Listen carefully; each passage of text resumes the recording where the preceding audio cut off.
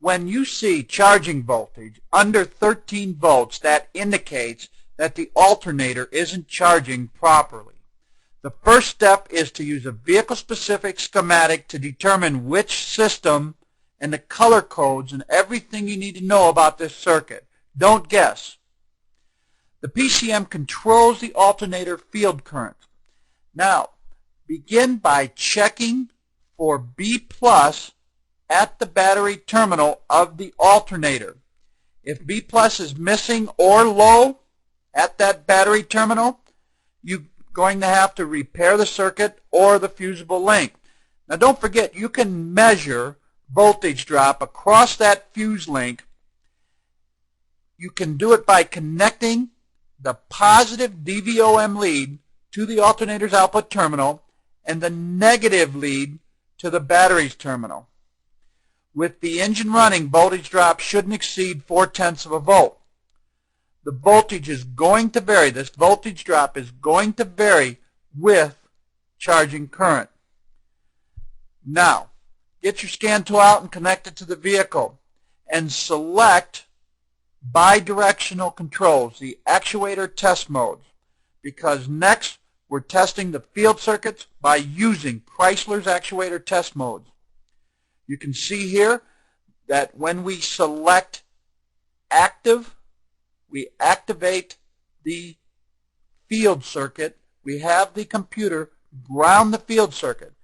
When it's inactive, the circuit's open, of course. So we're going to select activate, and we're going to have an active working circuit there. Now, you can see that we have 2 voltmeter probes for our DSO here. You can see that we have on the generator B+, the green arrow at the top, that's the green trace in the center there on the screen. The yellow arrow is the yellow trace. Now those 2 red arrows are pointing to a low current probe, and that's on the field driver circuit. Let's look at this pattern, all 3 of these patterns at one time together. The PCM grounds the field circuit. You can see here where it was high battery voltage and went near ground. And at the same time, we only want to see a very slight change in B+. And field circuit current should rise at that very moment. Field current should be about 4.2 amps or higher during this ATM testing. Now, in order for current to be normal, B+ must be normal. So that's why we pointed out that it should drop only a slight bit. The PCM must supply a good ground or current will not be normal.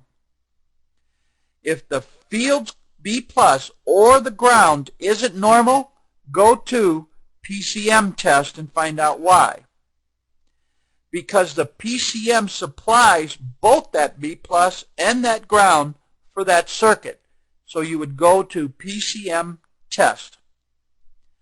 If B+ and ground are normal with low field current, the fault is inside the alternator, and you can disassemble it and look and do all your testing there, or replace, whatever your shop does.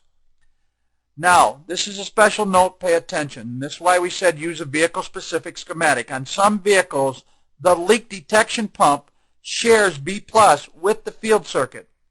A shorted leak detection pump or wiring can pull the circuit down, and the voltage will be low, and you won't have charging because of a leak detection pump. You won't have proper charging.